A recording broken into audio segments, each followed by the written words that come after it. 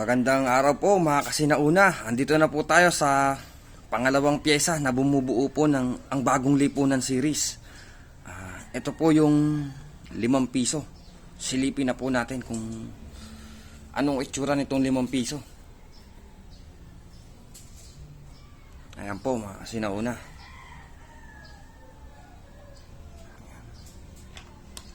Yan po ang 5 piso na bumubuo sa ang bagong lipunan series.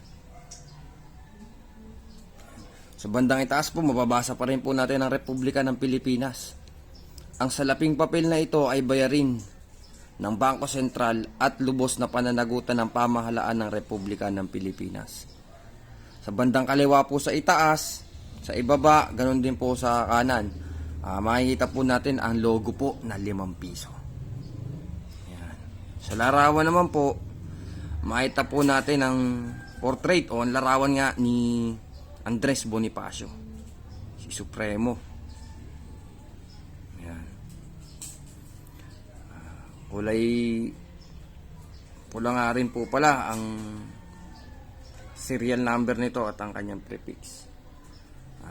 Trinary po sana yung ilalagay ko kanina, pero ayan, trinary po yan eh. Bigay na lang natin sa mga naabang nating mga kapatid na kolektor dyan. Handa nating pakawalan ng trinary. Ito nga po, balik po tayo dito sa 5 piso na ang bagong lipunan series. Mababasa po natin dito ang salitang 5 piso sa bandang ibaba po ng papel. At sa ilalim po nun, ay mababasa rin po natin na ang papel na ito ay salaping umiiral sa Pilipinas at pambayad sa lahat ng pagkakautang at sa pambayad sa lahat ng uri ng pagkakautang. Yan. Sa bandang kanan po sa dulo, makikita po natin ang logo ng Bangko Sentral ng Pilipinas. Yan. Ito naman po sa bandang kanan pa rin, makita po natin ang logo ng ang bagong lipunan. Yan. Ang pirma po ng Pangulo ng Pilipinas at tagapangasiwa ng Bangko Sentral o Central Bank Governor na si Sir Jaime Silaya at saka si President Ferdinand Marcos po, Senior. Ayan. Bisitahin po natin ang likurang bahagi po ng 5 peso ABL series. Ito po at sa bandang kaliwa po makikita po natin ang logo na 5 piso sa taas at sa ibaba. Ganon din po sa kanan. Taas din po siya at ibaba. Ayan. Yan natin. Ayos. Ayan. Yan po ang itsura ng likurang bahagi ng 5 piso. At mababa, makikita po natin sa larawan, sa likuran, ang sanduguan po. O yung blood compact, kumbaga. Mga bagong kasapi ng katipunan na lumagda sa kasulatan ng KKK sa pamamagitan ng kanilang dugo. Yan po.